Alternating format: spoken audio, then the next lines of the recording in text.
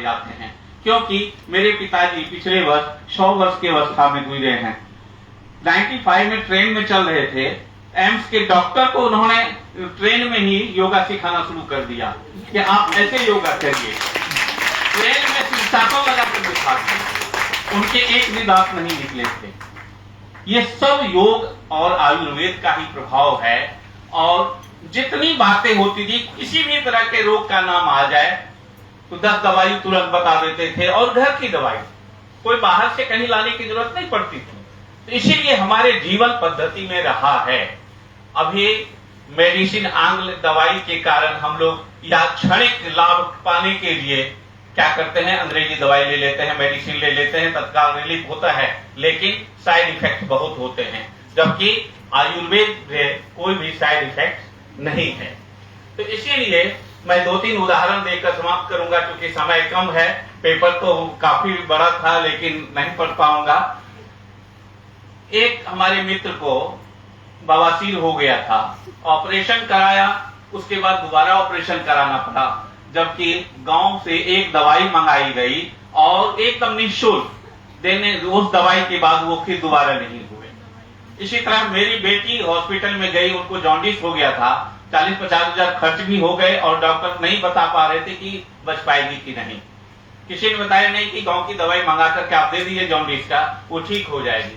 दवाई ला करके दिए और ठीक हो गई। उसके बाद एम्स में भी दिखाया और भी जगह दिखाया, सभी जगह बताया कि अब कोई भी रोग नहीं है, कोई कुछ दवाई देने की जरूरत ही नहीं है।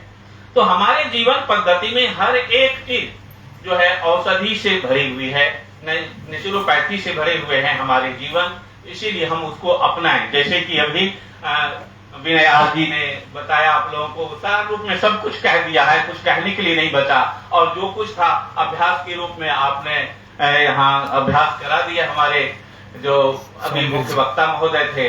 तो अब इसमें कुछ कहने के लिए, अगर इतना भी हम लोग लेकर चले जाएं तो हम समझते हैं कि बहुत कुछ हमारा लाभ होगा, और लेना भी चाहिए। अगर नहीं लेते हैं तो हॉस्पिटल जाने के लिए या दवाई के लिए तैयार रहेंगे।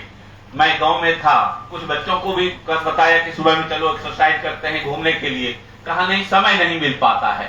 मैंने कहा अगर बीमार पड़ोगे, 15 दिन हॉस्पिटल में रहना पड़ेगा, तब कहां से समय ले पाओगे। तो इसीलिए वो समय न देना पड़े तो पहले ही समय निकाल करके दे दो योग में और एक्सरसाइज में, या फिर आयुर्वेद की दवाई का इलाज करो, या नेचुरोपैथी का सहारा लो, फिर कोई बीमार नहीं होंगे, पूर्ण रूप से स्वस्थ हो जाएंगे। ये तीनों विद्याएं ऐसी हैं जो हमें पूर्ण रूप से स्वस्थ रहते हुए, निरोग रहते हुए शतायु की बात करते हैं। तो इसीलिए हमको इसे अपनाना चाहिए और अपने जीवन को स्वस्थ बनाना चाहिए।